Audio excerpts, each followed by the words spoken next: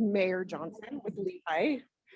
Please, do we have any other elected officials with us? Oh, good. So Mayor, you win all the prizes for being here. Thank you. Lehigh gets all the money. Win, now. win, you win. No, we are very happy that you're here. Thank you thank you so much. And then I just want to also quickly recognize our partners. Importantly, we have folks from UTA in the back, taking on the back row, who will get their names here in just a minute, and the League of Cities and Towns. Where did Carson land? Yes, so key partners in this whole process, along with the Mountain Land Association of Governments and Wasatch Front Regional Council. So thank you for hosting us today, WFRC. Thanks for bringing all of us south of the point to your neck of the woods. Next meeting will be in our neck of the woods. Okay, let's go ahead and get started with some quick introductions. Let's do like lightning round introductions. The idea, just tell us your name and the city that you're representing or organization. Megan. I'm going to start and take one more opportunity to remind you to turn your mic on so people can hear you. I'm Megan Townsend. I'm the Community and Economic Development Director here at Wasatch Front Regional Council. Really appreciate all of you coming out, especially those of you in Utah County. We felt it was a little central when you look at the transit line. So that's all we've got. Thanks for coming up to Salt Lake.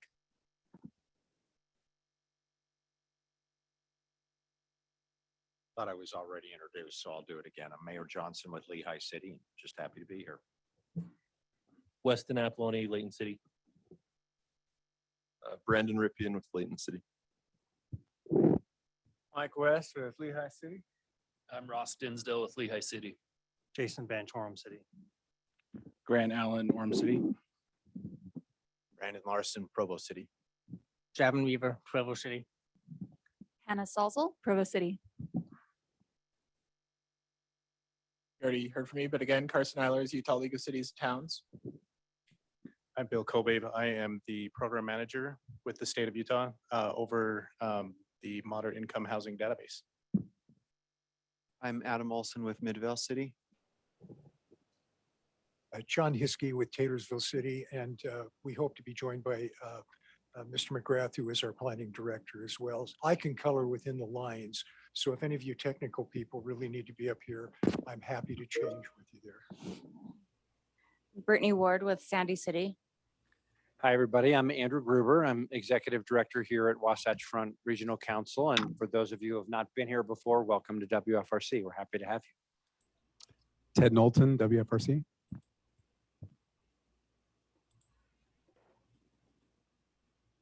Rosie Hernandez with WFRC. And Mike Sopchuk with WFRC. I give this. I've got one. Chrissy Dahlberg with WFRC. Michaela Jordan, also with WFRC. Lyle Gibson with Farmington City. Shannon Hansel with Farmington City. David Peterson again with Farmington City. Dwayne Huffman, West Bountiful City. Amber Corbridge, Pleasant View. Cody Opperman with American Pork. Shauna Meekum with MAG. Dan Wayne with MAG. Mark McGrath with Taylorsville. Taylor Jensen, West Jordan. Mark Forsyth, West Jordan. Hi there, my name is Jordan Swain. I work with UTA in the Transit Oriented Communities Department. And Paul Drake, also from UTA. All right, and we have a few people online joining us. If you wouldn't mind also introducing yourself, please. You can all speak at once. Sure, I'm Francis Lilly from Mill Creek. Steve Parkinson with Roy City. Glenn Symes from Ogden City. Jake Warner with Sandy City. Todd Draper with Draper City.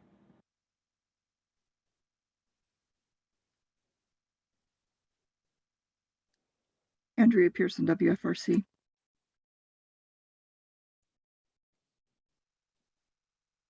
All right, is that everybody online? Yeah, we have either Wayne Harper or somebody from the White House online.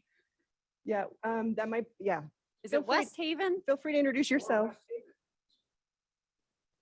we're moving, we'll Mystery. keep on going. All right, thanks, everybody. All right, we have about 2 hours together, a little less than that now. Essentially, the objective, here's the agenda for our meeting.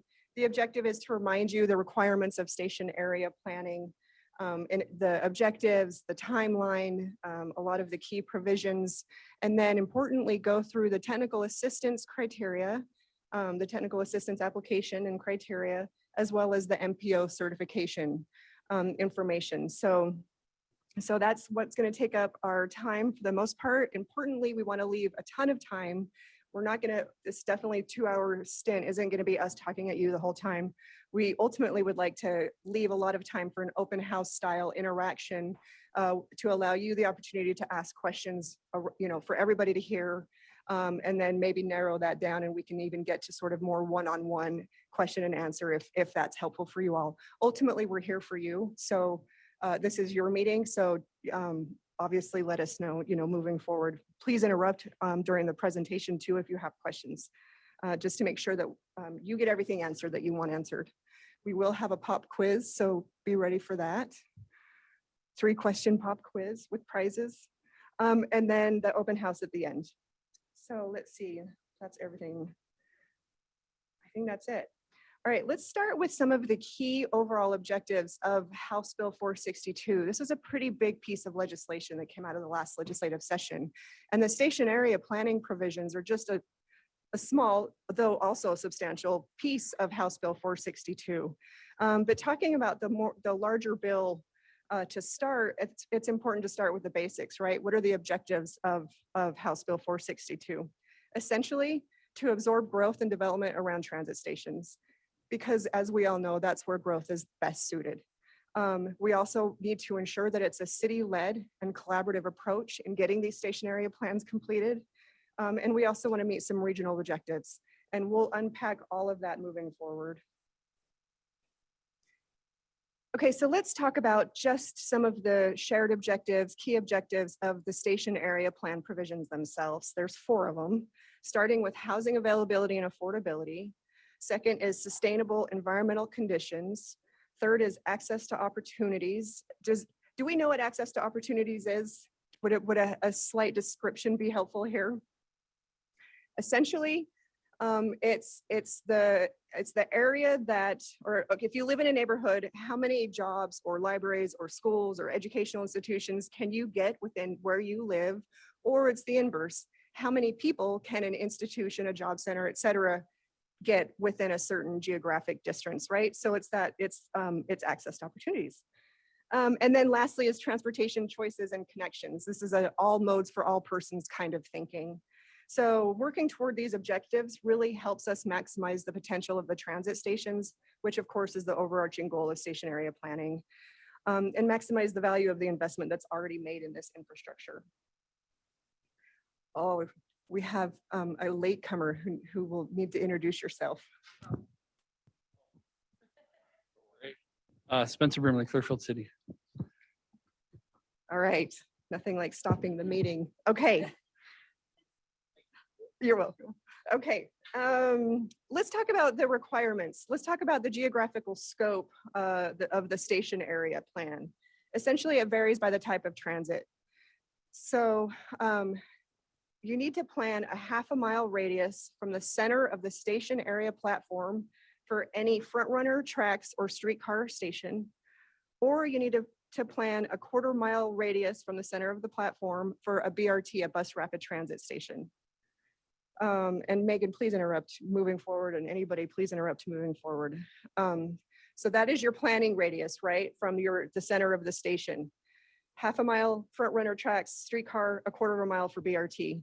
Some of the station areas, of course, might have more than one city, more than one jurisdiction. Importantly, the jurisdictions can absolutely come together and develop a shared station area plan for that one station.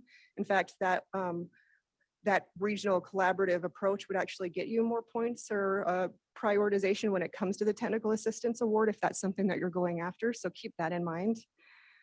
And then for those station areas that are within close proximity to one another, think BRT stations. So any of those stations within close proximity, you can have one station area plan for more than one station. I think Megan is going to take a minute and share the interactive map from this point. So I'm going to stop sharing. Yeah, just really quickly, there was a screenshot of a map on that slide, and we want to dive into it just for a moment, mostly to show you that you can do this too, because my bandwidth just does not like when I share screen and try to navigate this map. But I've pulled up a section of Salt Lake County here that we can display a few things. One is that the overlapping station areas, right? All throughout the region, there's lots of overlapping station areas. I mean, this is the S line here. Oh, it's gonna let me move it. Okay, so that's the S line here. The whole thing is an overlapping station area, right? This is two different stations, very much sharing that station area, right? And then you can also see that the station areas cross municipal boundaries all over the place. So if you feel very familiar with your station, you're certain that that whole half-mile radius is within your city, that's wonderful. If you have any questions about, you want to take a quick look at your stations and see if there are any overlapping areas, if it crosses municipal boundaries with a neighbor, this map is a great place to go to just get that quick look. You don't have to do that analysis on your own. You'll also see this is overlaid with the Wasatch Choice Centers. I like to point this out because look at what a great job we've done in our region, putting our centers on this transit system. And this also means that your cities have already done a lot of planning in these areas, and that planning doesn't go to waste here. We can take that planning, bring it up to code if needed, build upon it, update it. We can take the prior actions your cities have taken and advance it. So I do encourage you to open this map, particularly in Salt Lake County where there's the tracks line, all kinds of overlap there.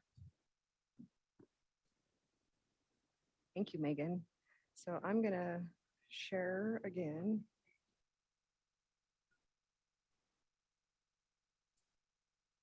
Oh, make it bigger. Oh, wait, how do I get out of, fix it. Brief intermission. New share. In the notes page.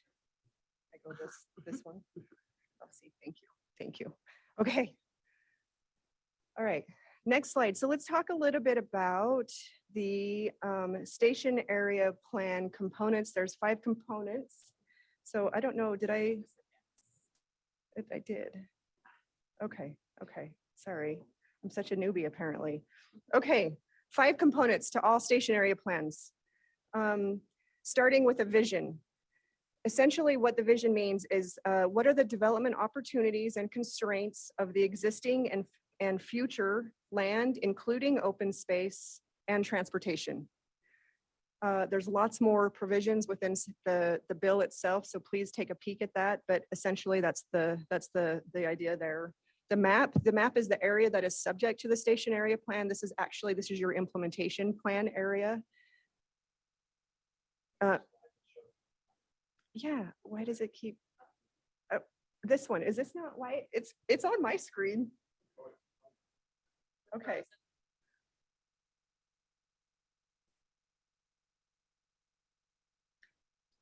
Yeah, it's showing up. So that was doing that earlier. Let's try and restart this. So there I am. I know.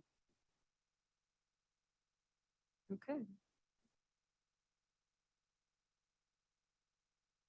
Okay, hopefully we don't have to do that for every slide. And then how do we go back to the notes? Yeah, I think we did that. No, Okay, so next, sorry for the interruptions, starting with a vision, then we have a map, then third, we have a 5-year implementation plan. Essentially, this is an action plan that specifies the land use changes and capital improvements within the station area planning area, and then identifies the responsible parties for doing the implementation. So think in your head things like, who's going to manage the regulations? Who's going to manage the infrastructure improvements? Are there any legal situations that need to be worked out? Are the funding partners identified? Who are the right funding partners? What is the design element? Are there any environmental remediation or environmental issues that you need to think through? So those are all of the types of things that would be part of a 5-year implementation plan. Moving to the 4th item, this is the statement of how you plan to promote the 4 objectives. These are those 4 objectives I talked about earlier: the housing opportunity, access to opportunities, transportation choices, and environmental sustainable opportunity conditions. Essentially, how are you promoting each of those 4 key shared regional objectives? Importantly, House Bill 462 within the provisions, there's a really nice set of objectives that you can use. So if you're not really sure what it means to enhance environmental, sustainable environmental conditions, what does that actually mean? What is the state looking for there? Please go back to House Bill 462. There's a nice description there for each of these 4 objectives. And lastly, the final component of your station area plan is the public involvement and stakeholder engagement process. This is important that you include and bring on players like the MPOs, UTA and UDOT in the process. Nearby cities would be excellent, those types of things. I did have a note. Did we want to skip the section of code part? We can talk about that one later. Yeah, let's talk about that later. All right. Any questions? Any questions? Yes. Thank you. All right, different question. Are these slides going to be available afterwards? Okay. Absolutely. Please don't feel like you need to write all of this stuff down. We will absolutely provide a copy of the presentation to everybody. And I think on the station area plan website, on the section of our website about station area plans, all this information is also there. I'm sure you guys will be willing to provide the slides, but the maps, the summary of the law, all that stuff is there already, and you can have these slides as well.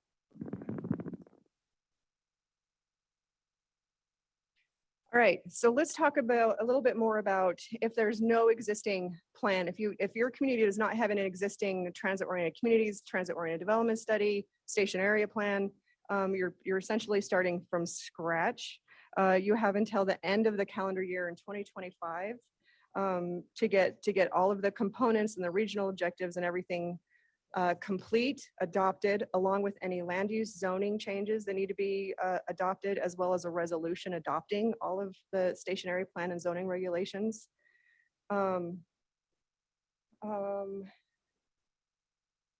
Cities can seek what they call in the legislation an impracticability waiver from the MPOs. So let's think if you're Salt Lake City and you have the station out by the airport, it might not make the most sense to put in, maybe it does, maybe it doesn't, put in a really big dense housing project. It might not be doable in the near future. So that would be a consideration that city might look at as an impracticable situation. And they would spell that out as part of the station area planning and then seek that removal from the required components. Is that clear on how the impracticability element works? Okay. You can also seek a hardship. Yeah, I have one question. Hannah. If we're a city that has multiple plans that will need impracticability waivers, for example, Provo, we include a lot of BYU campus in our stations. Do we need an individual waiver for each plan or just one waiver for all of our city plans? I would think per plan. How do you feel about that? So we've talked about this with cities like Salt Lake that have 25 stations, and we have said that we would accept the same resolution, right? It's going to need to address each station and the elements of the statute that are impracticable for that station. But if council's adopting a single resolution covering all of that, that can be attached each time you submit for a station area plan to be certified, and just highlight the piece for that station, right? So one resolution's okay, but you'll need to address each station. Yeah. Yeah, what she said. Yeah, John. Thank you. This is John Hiskey on impracticability. What would that mean necessarily that there's a development already there that would have to be disrupted? I mean, in other words, you have housing in place or whatever, or is it more in context of there's a canal there, you can't, disrupt that or something of that nature? Could you give a little definition to that? Thank you. Yeah, it's both. Okay. It's both. So it's any existing development that might hinder any new development or redevelopment can be an impracticable situation. Any environmental situation. I have some examples here. So environmental issues, legal issues, those are all sort of things that could be part of that impracticable waiver.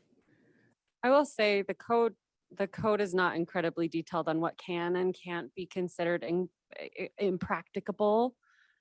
work with us on that. Like our phone lines are very open. Shoot us an email. Like if you're kind of tinkering through something and you want a second opinion and you would like to talk with us before submitting to be certified, we're super happy to work through that all with you just because it's new for all of us. So we'll work through it together. That's the $1 million question, right? Can I add something to this? This impracticability provision is one of the key elements of the statute and the whole station area planning structure. Some of you were involved during the legislative process when we were writing this legislation, and several of you expressed how incredibly important it is to your individual cities that you not have some one size fits all mandate imposed, that you have different conditions, market readiness, environmental conditions, whatever they may be, and there needed to be some degree of flexibility for you to say, hold on a second, we can't meet all of those objectives in every station area. And so the impracticability provision was intentionally designed to be flexible. Okay. And it doesn't say this in the statute, but there's got to be a reasonableness consideration there. And that gets to, and I know I'm getting ahead of you just a little bit, No, you're good. but the job that the metropolitan planning organizations, WFRC and MAG, have been given, one of the jobs under the statute is that we have to certify your plans. And so, you know, if you say it's impracticable because, I don't know, I'm not going to go so far as to say just because of NIMBYism, because that's a real issue, right? If it's impracticable because, you know, there's a house there and therefore no development can happen, whatever. I'm trying to create an absurd example. Then we're going to have to say, like, come on, that's just not a reasonable assertion of impracticability. We're going to work with you on that, but it's designed, and we pushed hard in response to what you told us in the legislative process to make sure that there was this degree of flexibility. So you didn't get forced into doing something that wasn't feasible, that was impracticable. Okay, so we'll work it through as we go. I had one procedural. Hopefully I'm going to say something and you'll agree with me and not disagree with me. We'll see. Maybe I'm wrong. But on the waiver, to your question, so we're not looking to award individual waivers for impracticability. It's all part of the process. You in Provo, you have a station and you're putting together your station area plan. And one of the conditions, one of the requirements is that you have to do X for a normal station area plan, and it's impracticable to do so. When you put your station area plan together, one of the descriptions in your plan is we cannot meet this requirement because it is impracticable. And then you give the plan to us and we review it and we say, that makes sense. That's reasonable.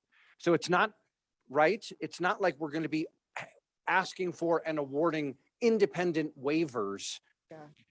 Except, to Megan's point, that if it works better for you, if you have a whole bunch of stations, and we'll work with you however you want. And if you want to say, here's some conditions that apply in 4 stations, and here's some conditions that apply in 2, and it works better for you and your city to take one action on these 4 and one action on these 2 things, we'll work with you to put that together in whatever way is works best for your individual conditions. Is that right? That's right. Okay, good. One more thing on this, and I think as we begin these station area planning processes, as you dive into this, you'll see this too. The objectives are broad enough with enough different ways they can be met that I anticipate most stations don't need. I don't think every station will have impracticability all over the place, right? Because we're not saying this, the code is not saying, you know, put the most dense development you've ever zoned in this entire half-acre radius around your station, right? It's up to you to determine how you're meeting those objectives. And it's very likely that within much of the station area, those objectives can be met and an impracticability waiver will be a seldom needed thing. I've used the Murray example before, but I'm going to stop after this time because there's still hope there, but there's category 4 environmental hazards at that station. Like there may be a really good reason we're saying, they could say, you know, we just can't build dense housing right here at the station. There's that will really hurt people. However, there's always working with the EPA, right? So anyway, there, I don't see the impracticability thing being every single station. Other questions? Let's talk a little bit about this 12-month hardship and feasible extension. Essentially, if it's coming down to the wire and you just feel like you need more time, you can be awarded, given a 12-month one-time hardship extension. And that is something that, you know, you would work with your MPO on getting that extension. That's spelled out in the legislation. That's not a requirement that we've added. But you do have an extra year to get your plan done if you need it. Yeah, Just to clarify, is that one extension per city or per station? yeah, per station. All right. All right. And then finally here, sort of the last step in what your sort of action steps are at the local government level is to seek that MPO certification. So once your SAP is done, once you have your resolutions and all of the things completed that are listed here on that top bullet, you will come to the MPO seeking a certification. We have all intention in the world of giving you a certification. It is not our intent to, you know, be the bad guys here. You know, you're our partners. We're partners in this. Ultimately, what's going to be happening is that we're going to be working with you throughout the development of your stationary plan anyway, because we're going to be one of your key stakeholders along with UTA and ULCT, likely, maybe UDOT. So we're going to be part of the process, but we absolutely want to certify all of the stationary plans that we get. So just know that element. I don't know. I'm just making sure people have the opportunity to speak if they want to. Oh, go ahead. Are you going to talk about that certification more later? Not necessarily. Well, yeah, little. Megan is. Yes. Yeah, that's what I thought. Yes. Okay. Can I address a question as well? Absolutely. So from Orem, so you're saying the land use regulations and resolution, does that mean we have to have it approved by the legislative body before you approve it? Yes, that's So absolutely correct. If you don't approve it, we have to go back to the legislative body? Yes. That's one of those really great reasons to work with us throughout. And certainly if we're funding the projects with technical assistance, and definitely if you involve us throughout, we'll look out for you Yeah. and make sure that, you know, everything's met. We do not intend to surprise you. So the thought is work through the process. It's pretty much, once it's gone through that process, you should be okay with the plan at that point. That's right. That's right. But there's the MPO, we are not reviewing and approving your zoning, Yeah. Oh, that's an important right? clarification. We're reviewing and certifying the station area plan. And just to emphasize what Lanice and Meg are saying, what we hope happens is not, we hear nothing from you and then until it's on your city council agenda and then it's handed over. And then we say, oh, wish we had talked about this because we could have pointed out that this needs to be adjusted in order for us to certify per the statute. So the more you work with us as you're drafting and going through it, we will help you in any way that we can. This is true for UTA as well. We will work with you in any way we can on the stationary plan. We do not review your zoning. I mean, we can look at it if you want help, if you want, but we're not signing off or certifying your zoning. That's not our role. Okay. So can I just ask a clarifying question? So we're just doing the SAP, but as implementing that, that's where the land use regulations and resolution come in. Yes. So it's up to the city to apply the SAP, but you're only approving the SAP. So whatever, regardless of what we do, as far as implementing it, that's not part of your review? Yeah. The only thing we need to see is the resolution that says that you've made the changes at the local government level, the land use regulation changes, and then your SAP. Are we on the same page there? Because we're not going to, I think what Gruber is saying, Andrew is saying, is that we're not going to look through and be like, they should have done this density, whatever in this area. Like that is not on us to do. That's a terrible example, but do you have anything else? Well, just this is really important. I'm glad we're clarifying this. There's a requirement to do the stationary plan and a requirement to update your zoning to be consistent with the stationary plan. Statutory, and Carson, I'm looking at Carson also who can help us with this from the league as needed. Those are both two statutory requirements that exist. Our review is of the stationary plan, okay? you also have to, statutorily, you're required to do your zoning updates on the same timeframes as the station area plan. We're not checking that. However, you also have to do your reports to DWS for the moderate income housing plan, okay? Now, that's not what this meeting is about, but when you do those reports to DWS, one of the progress requirements that you're supposed to demonstrate is, yeah, we've done our zoning as required by the SAP, as required by the station area plan. So there's a framework here that you got to do your station area plan and you've got to do your zoning essentially by these timeframes. Carson? Just build on that really quickly because that's a really important piece that underlines this whole philosophy. And Andrew and Lenise and Meg, everybody who spends enough time at the Capitol unfortunately recognizes there's the constant push for state preemption on zoning, for the state to just step in and say, we're going to do this for you. And the key part of this bill with both station area plans and moderate income housing plans is any state review or MPO review is really just on, are you making progress? Are you taking steps towards what you want to see? The local government's still in charge. Your elected officials are still making the decisions. It's just verifying that implementation and progress. And I know that's kind of a little bit of a messy process and a little bit cumbersome. Maybe I don't have to fill out reports, so it's easy for me to say, but that's a really essential point to keep in mind. And I think I'm optimistic that we'll see a lot of really helpful data come out of this moderate income housing plan cycle. And at least this year, we should have a sense of what implementation measures are being looked at. And that will help us maintain local control going forward over zoning. Great. Thank you, Carson. Jordan?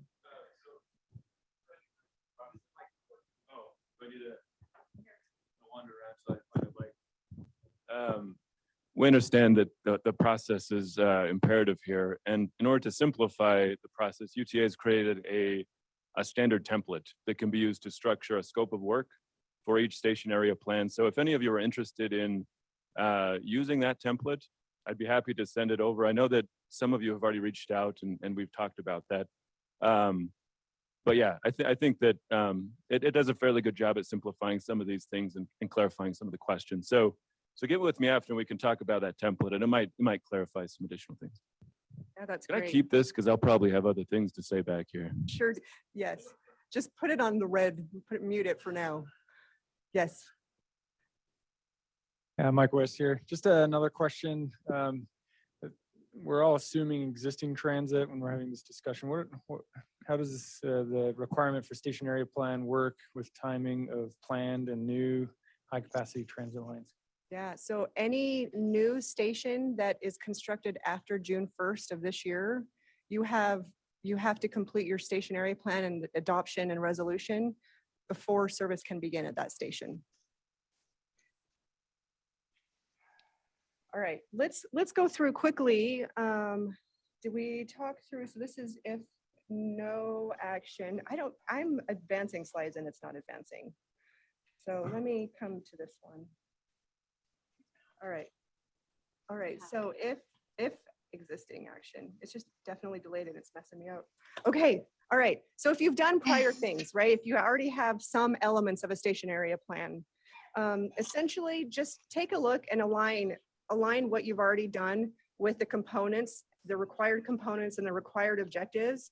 And wherever there's gaps, that's what you'll need to work on to update or create, and then submit that to the MPO for certification. So you can submit your existing work, any updated work, and still receive certification as long as you're getting all of those components and shared objectives. Let's see. I think that's it on that. Let me quickly go over the timeline. So I'm going to hope that this goes. Cities with 3 or less stations, you have until the end of the calendar year of 2025 to get all of your station area plans done and adopted. Cities with 4 or more stations, do a plan for 4 stations and then 2 stations every year thereafter. Did we talk we already talked about the qualifying land use application?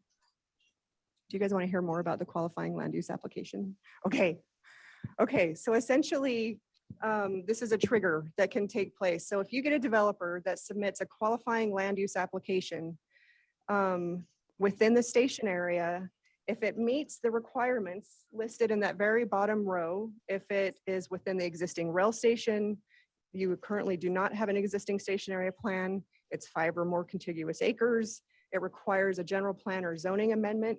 It also requires higher density than what's currently allowed.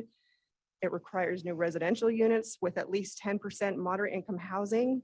Then that triggers you having to get this station area plan done within 12 months from essentially the date of that development application that comes into your city. Any questions on that one? Okay. This is that new station. Just you need to have that SAP done before service begins. I think I've talked about all the other things on here. And I'm gonna, I think, turn it over to Megan now. Okay, you get to advance it. Thanks. Let's see if it's cooperates with me a little more. Hey, real quick, really a quick note on this. If you have 4 or more stations, I believe you need to have 4 done. That's right. 4 by 2025.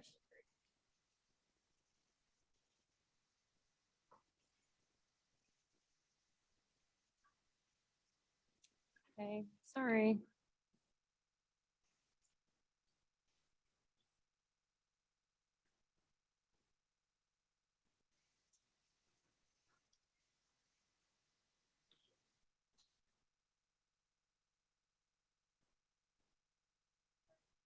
No, it's okay. There's just this like a Zoom lag thing happening. Okay, well, I only have a few slides, so this can't be too painful. The MPO role in this. So the statute gives the Wasatch Front Regional Council and the Mountain Land Association of Governments a really specific role here.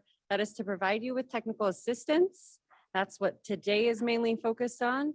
And it's also to certify these plans, which we've talked about a lot.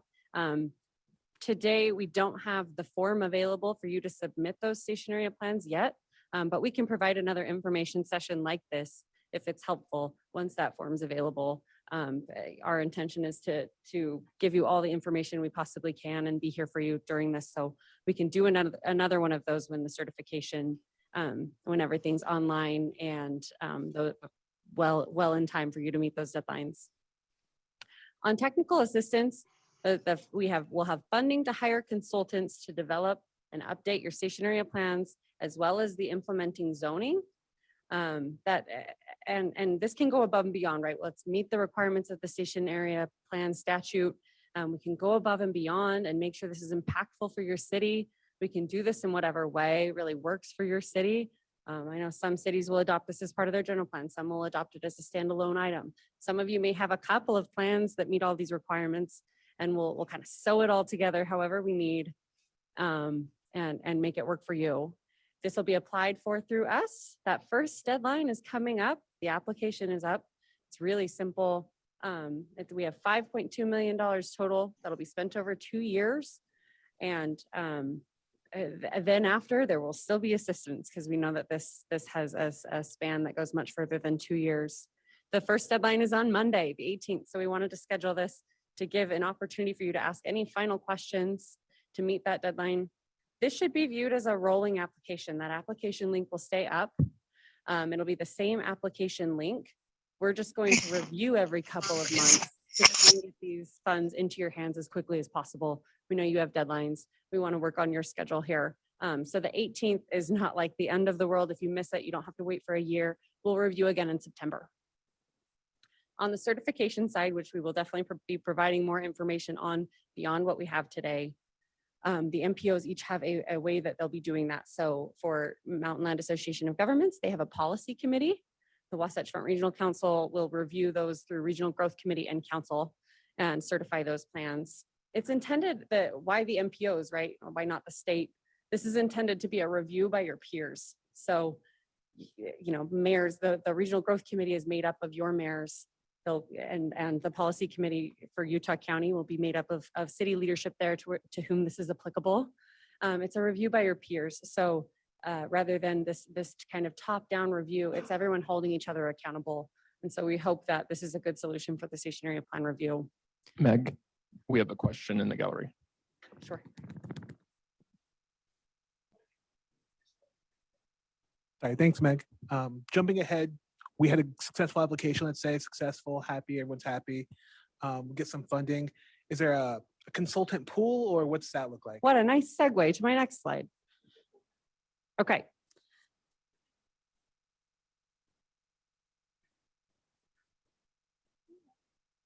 What a pain. No, it's okay. I just need to stop sharing and reshare, which is annoying. There's only like 2 more slides. Might as well just get through it. Okay, so the application and the criteria are available now. They're up online. We're going to go through the criteria in the next slide, essentially the final slide. I'm going to do the pop quiz verbally and not try to show you the slides because they're being terrible. But that's a screenshot of the first page of the application. It's not a whole lot longer than that. There's maybe 10 questions. Anyway, it's pretty quick. And the criteria we'll go through here in just a moment. So what that will look like, if you've ever done a transportation and land use connection project with in the Wasatch Front Regional Council area, perhaps soon in the MAG area, that's quite similar to what it will be, but much quicker. So if we receive an application prior to the 18th or on the 18th, we'll review those. The review will be with UTA and GOEO, representatives from MAG and WFRC. These aren't meant to be competitive per se. We're trying to get these funds in your hands. We're just going to make sure, and I'll go through the criteria. We're just going to make sure that our criteria are met and that this is furthering your ability to meet the requirements of the station area plan, the stationary plans. Meg, excuse me. You just said get the funds in your hands. Ah, good clarification. So it's not actually cutting you a check, right? Similarly, and I'm getting to this process, similarly to how a TLC project is run, those funds are managed by the MPO, but you're in the driver's seat as far as the scoping and ultimately choosing who your consultant is. You know, the content of that project is all driven by the city. We'll just do the admin side for you. So when an award is made, you have an allocated budget. We'll work with you. There is a consultant pool. That is all available on our website. You can see who's in that pool. It's really large. There's 70 firms in there. It's highly likely that if you have a local firm you've worked with, they're in that pool. We'll have a pretty quick process for procurement because they're already pre-qualified. We will ultimately facilitate that procurement. You have to invite at least 3 consultants. We'll meet together. You'll choose that final consultant. We'll contract with them on your behalf. You'll sign that contract and make sure it fulfills the award you've been given. And then we'll get to work and we'll pay those invoices, but you'll approve them, right? So I've got like Mark over here who gets an invoice and email from me every month. He's like, yep, I run the project, but I don't have to write the checks and do the admin. Hopefully you'll find that it's a great system for accomplishing this work with a little less admin overhead.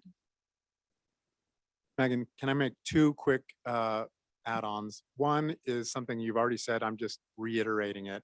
This whole process of handling the consultant selection administration without sending you money is designed to reduce the time and effort on your side to get the technical assistance going. So, you know, we have this process that we've worked out and refined, and we have a sort of an economy of scale to do a whole bunch of this. So that's the reason why we've done that. One, and then second, we've talked about a consultant pool. If you find it advantageous, we can certainly work with you. Staff. So we have staff, UTA has staff, MAG has staff. And so that's part of that consideration if you want to explore that as well. And Meg, you can elaborate on that if you'd like. Yeah, in certain scenarios, it may be quicker for us all to just put our heads together, maybe dedicate a little staff time from the MPOs. UTA might pitch in there and accomplish something. We know that all of your needs are going to be so different. So apply for whatever it is you need, and we'll figure out how to help you do that, even if it doesn't feel like a conventional project. Go ahead.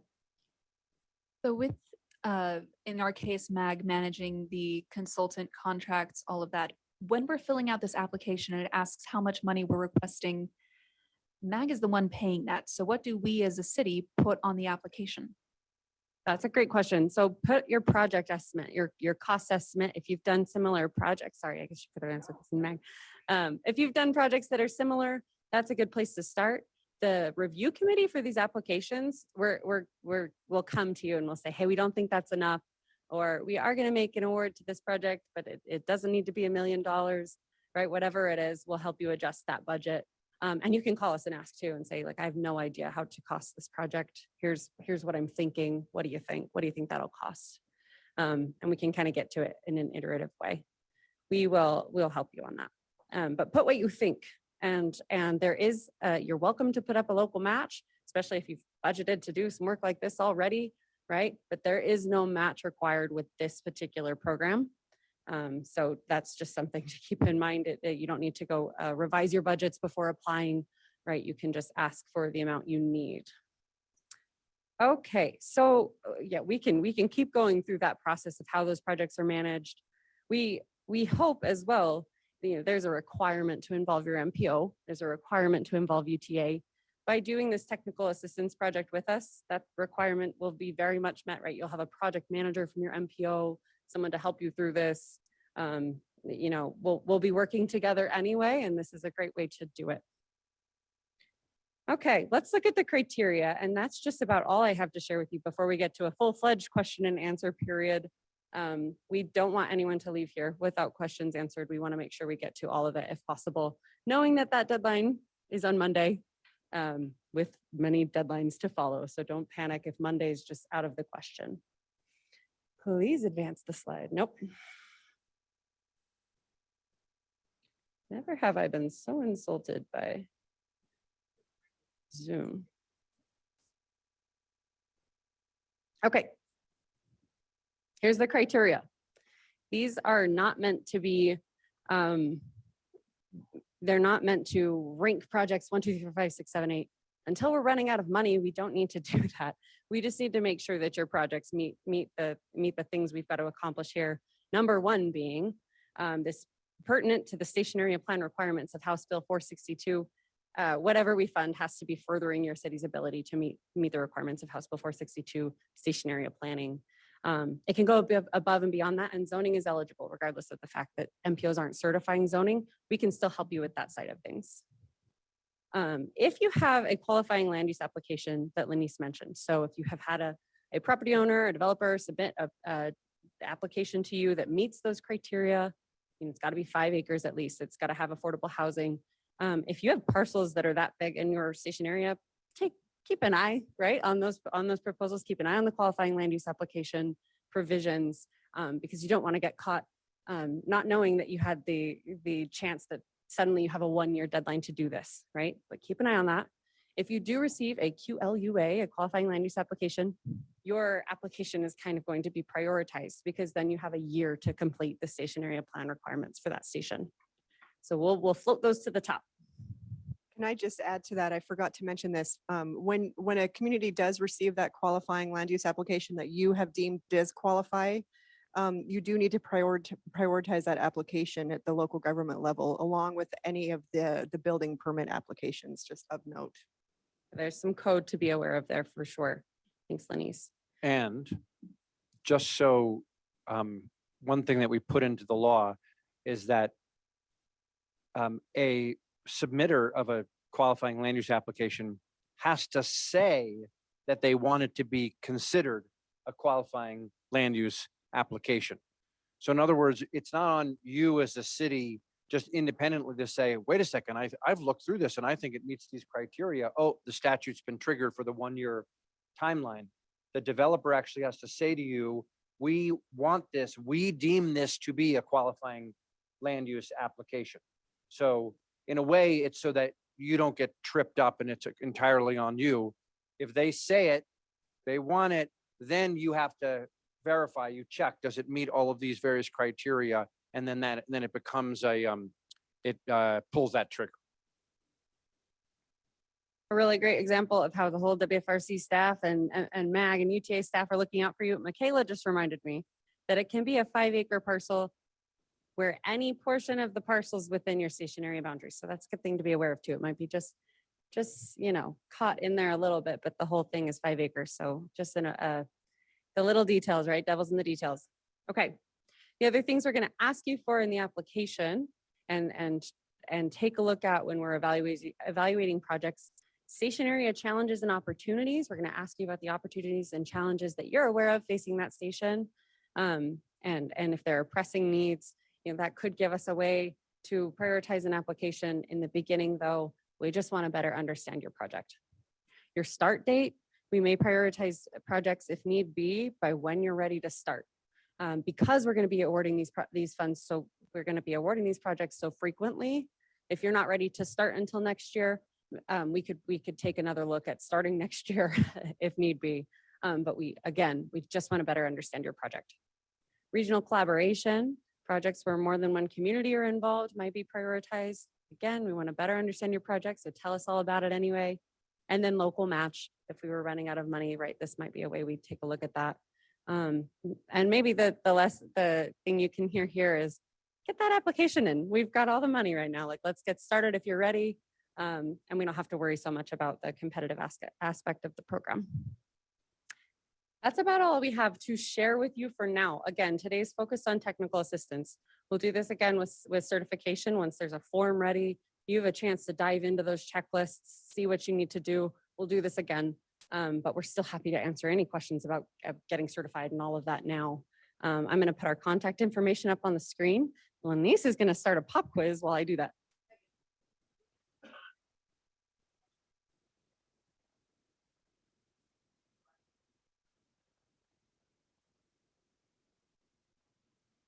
Yes. Hey, Megan, can you repeat the question? She doesn't have a microphone. Christy wants me to clarify, another WFRC staff person looking out for you.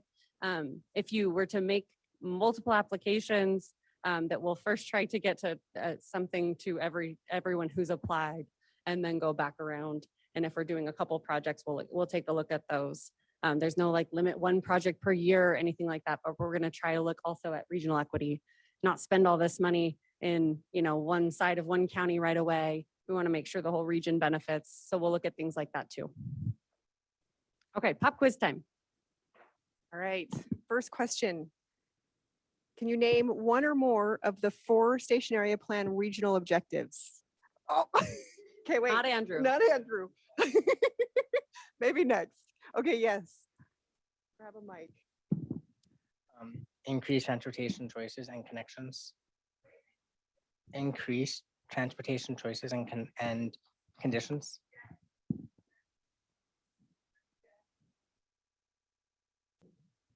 Just gonna say public participation. Okay. Public participation. While required, it is not an objective. There are 4 key objectives. Maybe this is less fun when everyone has laptops, but that's okay. Go ahead. Increasing the availability and affordability of housing. Nice. Okay. 2 more. Nice. Okay, there's no way he missed any of them. He got the 4th.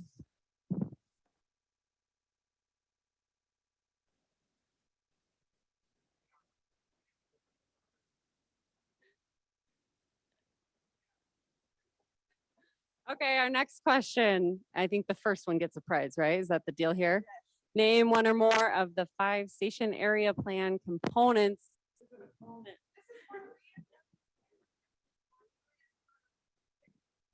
Okay, who was first? Was I first? A stationary vision. Nice. He got it. Okay. Anyone know the other 4?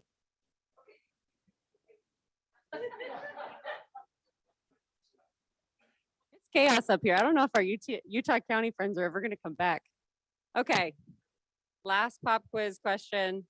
What is the deadline for the first round of technical assistance applications? Brittany. Brittany knows. I know Brittany knows. Yeah. And I will say, Last one. Dave got that one. Oh, dang. Ah.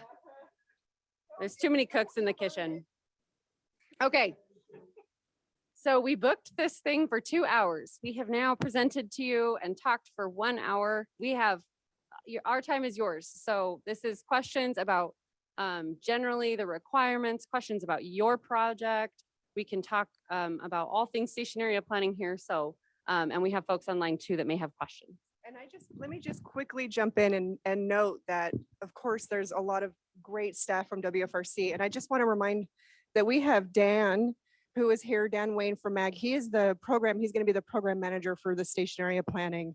And we also have Shauna here from MAG as well. So that's the team from MAG in addition to myself. So. Okay, more questions. Oh, wow, we got through them all, huh?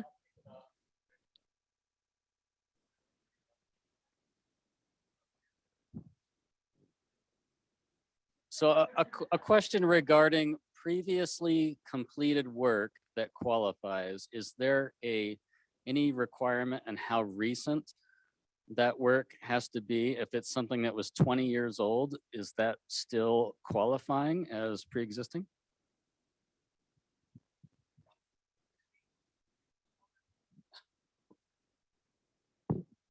That's a tough question. I'm going to avoid it like a politician. No, I mean, yeah, sure. Maybe we'll qualify your vision from, look, I mean, here's my point. If that's what you submit and that's what works for your community still, like that's your station area plan, right? As long as it meets those requirements of the code. But the odds are you need to update that for you to do successful land use planning work in your city. There's funds here to do it. So let's get it updated. The probably technical answer is yeah, that counts. If it meets the code, it counts. There is no time limit on the planning here. However, there is a 5-year implementation plan. And I don't really think we as a region, we as the collective cities here should mess with that and say our 5-year implementation plan is from 2005. I don't think it's in our best interest. I don't think that we'll make any progress at demonstrating that the cities can and will make use of these stations. So that's my answer. I'll just add to that. If there's a question about prior action that your city has taken and whether it counts for satisfying the station area plan requirements because maybe it's too old or whatever, any other question there is, this is one of these examples where talk to us, let's have a conversation and we'll think it through together. Because the question is going to be, are we able to fulfill our statutory requirement to certify the plan? So that would enable us to have a dialogue and figure out it makes sense or it doesn't. And we're going to do everything we can to help you not to have to do unnecessary work. But we may together look and think, you know what, under the statute, it's just not reasonable to say that what you've already got in place satisfies the conditions. But we have dialogue and we'll be able to figure that out together. Can I add just a word or two about that? So we're talking about a lot of technical requirements here that are in statute that are very important. But I think underneath all of them, we're doing station area plan to solve very serious problems in our region and to absorb growth. So like if a plan that's 20 years old can effectively do that, then it seems relevant. But if you think it's outdated and it's not based on current market conditions or existing conditions, then yeah, let's update it so that we can absorb some of the growth and improve our region. Jordan, can I add on to your very good comment? So let's say you're a community and, well, it doesn't matter if you have an existing station area planning platform or you need to do something from scratch. There's, on the one hand, there's the minimum requirements of the bill. And on the other hand, there might be what you want to do, right? So I would say if you're thinking about how do I have a great station area plan, you should be thinking first and foremost, and you will, about what your community really wants to achieve, and secondarily about the bill. But let's say there's things in a station area plan that you really want to accomplish that are above and beyond what the bill requires. Let's say you want to get more into urban design. Let's say that you want to plan effective plazas. Okay, I'm just giving you some random examples. Go for it and ask for the funds. Now, am I overstating anything? Nope.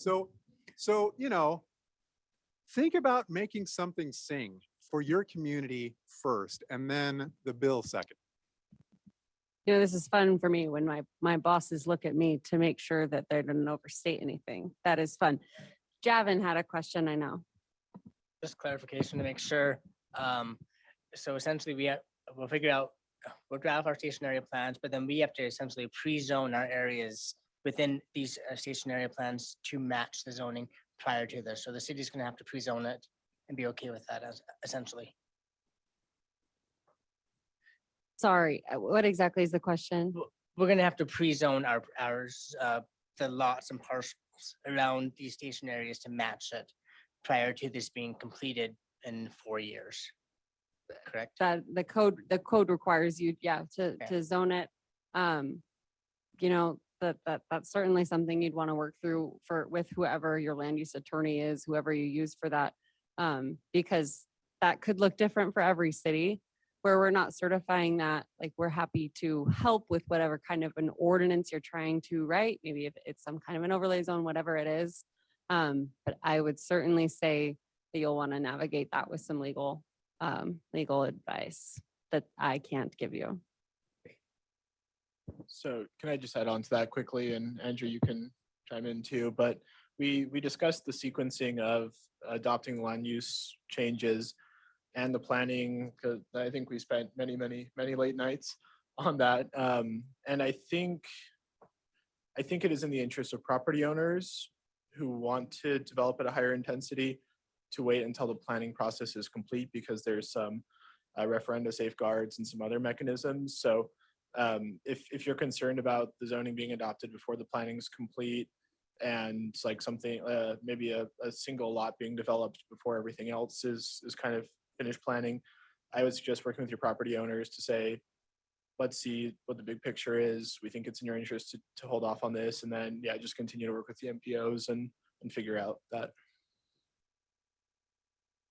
And just building on that a little bit, this is not something that needs to be, these are station area plans.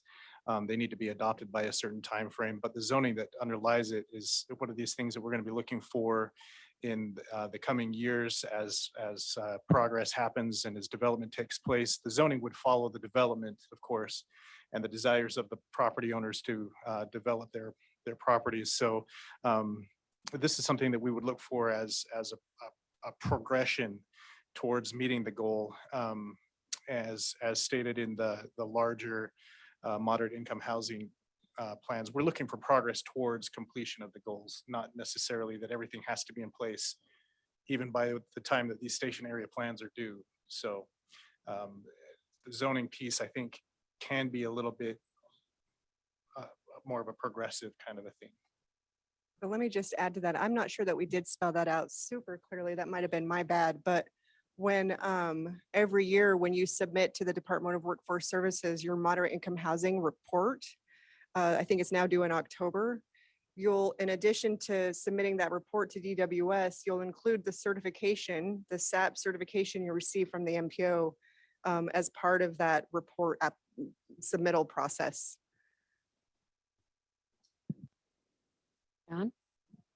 Thank you. Reference was made to referendum, which is always a concern when we're talking, density and reactions to it. Am I correct? There is a provision in this legislation that triggers a higher standard for that referendum in the event that you're proposing something that is challenged by the surrounding area. Thank you. I'll start, but I absolutely invite others to add to this. Thank you, John. That's a really important piece of this legislation. If two-thirds of your council, of your legislative body votes to pass the station area plan, then that triggers sort of that the station area plan cannot be referred, and it increases it. Wait, does it? I got this messed up at the last time. What? It increases the threshold for signatures. Andrew, is there anything else you want to add to that one? You don't have to. Don't feel like you have to. Go ahead. What if your 2/3 of your council, what if they reject your stationary plan? Yeah, you don't get that referendum plug, but yeah.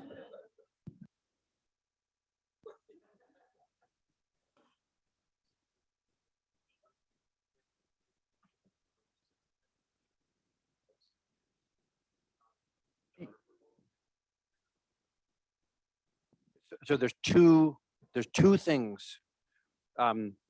If your city council takes the legislative action to adopt the station area plan, and that vote exceeds a 2/3 threshold, then that action is non-referable. Okay, that's number one. And then if a station area plan is adopted by the city, let's say it's by 3/5, not 2/3, so it is technically referable. There is a higher number of signatures that are required to be collected to submit it, to get it on the ballot for referendum. And in the area of a station area plan, so half a mile around a rail station, and then a quarter of a mile around a bus rapid transit. Once the station area plan is adopted by the city, then that for a referendum, the higher referendum signature requirements apply for the entirety of that half mile or quarter mile area. Okay, so like once a city takes that action, adopts a station area plan, the referendum threshold is then essentially permanently changed to be higher in that area around the transit station. Now, when we get to referenda, the mayor's jumping in. Yes, Mayor. No, I don't even care about the referendum Okay, question. okay. You just have to deal with that when it comes, right? But I do have a question on 462, and you mentioned something. I've been thinking about this. You know, the central corridor down through Utah County and to some extent in Draper. We still don't know if that's going to be BRT or tracks, but we have two different requirements. We have a quarter mile radius and we have a half mile radius, depending on which that is. So how do you plan for that when you don't know what the method is going to be or the mode? I would say that it's premature to actually to begin planning for that. We have a couple of years we have 2 years to spend down the $5 million between WFRC and MAG. And maybe within that time period, there might be some more development on that mode within that area, but I invite others to react to that as well. I would just note that it's not too early to plan, but it's not a statutory requirement to plan. So I'm just splitting hairs a little bit, but you, Lehigh, may choose to go ahead and do some planning. Now you might think about, well, what might we eventually need to do? And perhaps that suggests to you, let's be risk averse and go ahead and look at a half mile. I mean, as everybody knows, and it's been said here, planning the half mile doesn't mean you actually actively change land use requirements, zoning within the entirety of the half mile. So you could look at the half mile.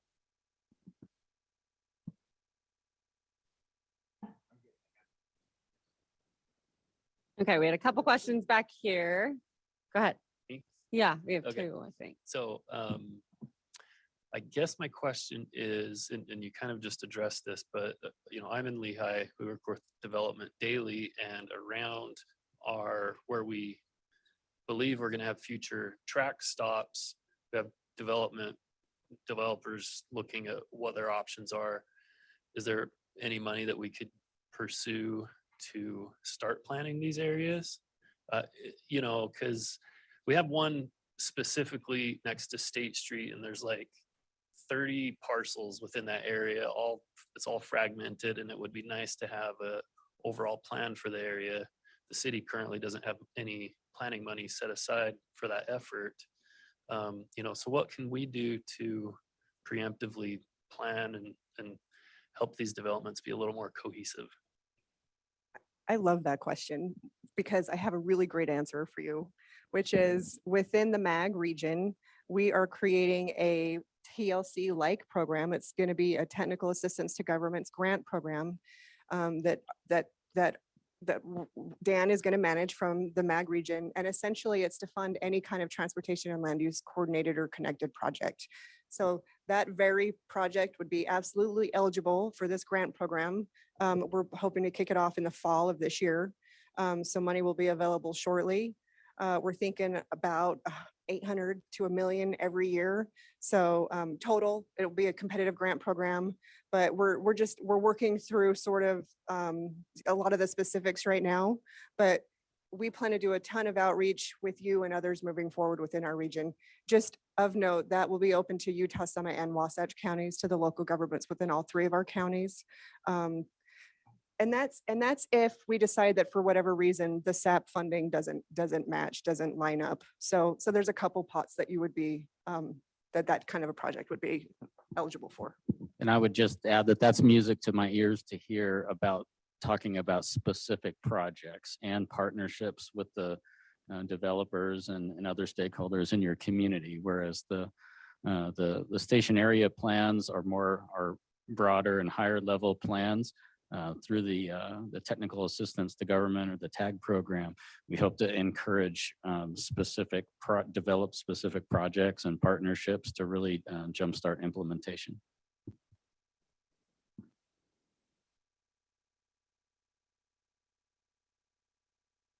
Okay, other questions? Go ahead. Here. So I think you referenced this a little bit, and I think Ted got to kind of a similar point. It sounds like the funding for these stationary plans could be used to go a little bit beyond maybe the traditional 4 criteria. If we have an existing plan, is it possible to go after this funding to help us better implement or modify zoning to then enact the plan? Yes. Yep. So anything that helps get you closer to meeting, weird. Anything that helps you get closer to meeting these requirements and implement it, right? Get it moving forward so we can do drafting ordinances and things like that too. Yeah. Might even be, diving really deep into a study. Maybe you've got environmental considerations, or you want to understand more about the market, right? There's all kinds of pieces of this that could be part of a station area plan a little bit, or they could be a real key scope item for you. And let's go above and beyond for where we can and where we'd like to. Yes. And we're going to have to see what kind of applications we get in from all of you, because $5.2 million sounds like a lot of money until you all ask for it. Okay. And so I'm just saying, like, yes, go above and beyond, be aspirational. Let's all do the best job we can. And we're going to do as much as we can with our staff time and with the money that we have available. But I think it's fair to say that if we got a whole bunch of applications that said, we've already got our plans in place and we want to add on to it, not because it's required for the statute, but because it's good planning, we may have to do some degree of prioritization to make sure that we're addressing these new requirements in the statute with the money that was provided specifically to address the requirements in the statute. So apply for what you want to apply for within reason, like we've talked about, and then we'll work together and figure it out as we go. Is that fair? Okay. I'm going to do a really quick add-on. So Lenny's talked about TAG, and you all already know about TLC. So if you're saying, here's what would help us advance great planning in our community, and let's say we collectively don't have the funds, or it gets tighter on the station area plan piece, that's part of the reason why we have TLC and TAG. Definitely. Hey, I have a really good question online. It just went to me. Hi, Steve, with Roy. Steve, I'm going to answer your question to everybody. I was typing a response, but I think it's relevant to most of the room. And if you're not still on, I'll still respond to you somehow. But Steve asked, the Roy Station area does cover some of West Haven. Steve asked if West Haven would, and this is a good example of why it's good to check that map and collaborate with your neighbors. Steve asked if West Haven would need to adopt Roy's station area plan for Roy to be in compliance. No, West Haven will need to adopt a station area plan for their piece of it, and better yet, work together with Roy so that that's a cohesive plan. But West Haven not adopt, and if anyone is with West Haven, I'm sure you'll do all the things to be in compliance. So I am certainly not. This is just a specific example. But if West Haven does not adopt a station area plan, Roy can still be in compliance for their section of the station area. Again, better yet, work together. It'll have some economy of scale and make a better plan. But you're responsible for what's in your city's boundary, regardless of whether the station is or not. Does that make sense? That could very well apply to quite a few of you in the room. Okay. Steve, can I get a thumbs up? Okay. Other questions? Nice. Wow. Okay. So now, Mark. Sorry. Hit it again, please. Thanks. I have a question for you relative to the technical assistance and the consultant pool. So we only have to use that local consultant pool if we're getting money, the technical assistance money. If we don't use that money, we're free to use a consultant from anywhere. Yeah. Oh, yeah. Yeah. The consultant pool is not addressed in the statute whatsoever.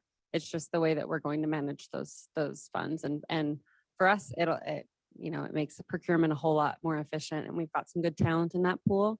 We do have, there is a line in our procurement policy that if for a very specific reason, there's a skill set not in the pool, we can do traditional procurement. But for the most part, I think the station area plans are very well within their skill set. But let's talk, especially if you wanted to use funding and you're feeling like that's a reason that you can't. Well, the reason I ask is previous planning efforts on our particular corridor was done by a firm out of Baltimore. Right. And so we could greatly reduce learning curve and all of that. Right. And we had a great experience with them as well. So cool. Okay. If more questions come up, we're not going anywhere.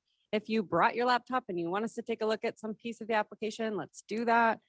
If you want to sidebar and talk a little bit more about your specific project, let's do that. Oh, go ahead. this is maybe a little unrelated, but the other half of HB 462, the training on the application, and is there any more information on timing on that and the time frame for us to be working towards compliance for that reporting? And just wanted to put that out there. Oh, great question. We're working as quick on this stuff as we can. We're working on a checklist. We want to work a little bit more with our partners, with the league and UTA, on making sure that that checklist is absolutely perfect. We would not want to give you a checklist that isn't. So we're working on that quickly, though. My hope and my goal, and I'll just commit right here to get it up this summer, right? And that'll be a checklist for you to use. There will also be a form. So when this is not up yet either, but when you're trying to have your stationary plans certified, there'll be a form, and we'll just go through essentially a checklist for you to say, tell us how you met this, tell us how you met this, because we don't want to jump to any conclusions, right? We want you to demonstrate how your plan meets these requirements, and then we'll be in touch, right? We'll probably call you a week or two after we get your submission and talk through it. If something's missing, we're going to talk to you about that. But there will be a form that hopefully makes it easier. If you were to open that form and say, this is absolutely not easier, I want to fix the form first, but also, you can submit these however is best, but we'll get a form online, we'll get a checklist online, and I'm committing to do all that really soon. I'm doing it in the hot months. How's that? We'll get it on there in the hot months. But was your grant, right? Is your question about certification, or is it about the other elements of HB 460? The other element. So when we had the first training, they identified Carson, are you listening to there's this? going to be a workshop on the reporting form changes. Right, and- for moderate income housing and Correct. for DWS. Well, Carson, Bill, you guys want to respond to that A lot of also. us in the same room, I think, are going to be working on that element as well. So I just wanted to see if there's any. Yeah, because update Meg on was getting at. Sorry, yep. No, that's Getting helpful. at That's helpful too. stationary plan certification. And then beyond that, there's the other structure for, communities reporting to DWS on progress in their moderate income housing plan. So guys, you want to hit that also? You wanna- Don't. I've been in the position for about a week and a half now, so I'm kind of drinking from the fire hose a little bit. The form is online right now. If you were to go to the DWS website under Housing and Community Development, there is a link there. It's a Google Docs. It has fillable forms. I don't know if it's just me or it seems like it's pretty straightforward to me what's required. And again, this isn't the big ask right now. This is adopt a plan, adjust your general plans, show the resolution, that kind of thing before the October 1st deadline. So this is not the big ask. That's next year. But what is the big part of this ask this year is we want to see something that's measurable and how you're going to show progress towards completing the tasks that you've adopted. So we want to see those kinds of plans as well. And that's the big concern, I guess, for this coming reporting period. After that, then next year, we're going to want to see some progress and see how you're meeting those goals. So I think it's pretty straightforward. There's been promised a workshop, and so I'm working with the staff there at DWS and Housing and Community Development to try to figure out what that looks like. We'll work with our partners and put something together that is hopefully soon, because I know that we need to get going on this. This is a very aggressive timeline, and yeah, we want to help you with that. So look for that. Bill, soon. just to reinforce how much you're interested in helping the communities, remind everybody before your week and a half at DWS, you were working where? What your previous employer? Oh, I was working at Riverdale City. Yes, that's my point. Bill's coming directly from a city to DWS, so he knows what you're going through and he's going to work to help you. That's my point. Okay. Okay. And I also just want to express our appreciation to Bill and Christine Oliver and the whole team at DWS. Christine only took over last year, and there has been enormous changes since then. And I think we've seen a lot of willingness to partner with local governments, make sure that form is easy to use. I think the forms, I don't know if I've seen the final version, but I saw an earlier version, and that was worlds better than maybe some forms in previous years. So we look forward to keep working and make sure the form is easy to do, so it's not just a lot more work on your plate. We want the form to just reflect what you're doing and not have to be another onerous assignment. So that's kind of the goal. Keep working with us. We'll keep workshopping it, but we want to make sure that all stakeholders are on the same page, so we have good data to take to the state and make informed policy decisions based on that. If you do have any questions or concerns in the interim, please do shoot me an email. It's probably the best way to get me. Email address is wcobabe, C-O-B-A-B-E, @utah.gov. I'm happy to work with you and answer any questions that you may have.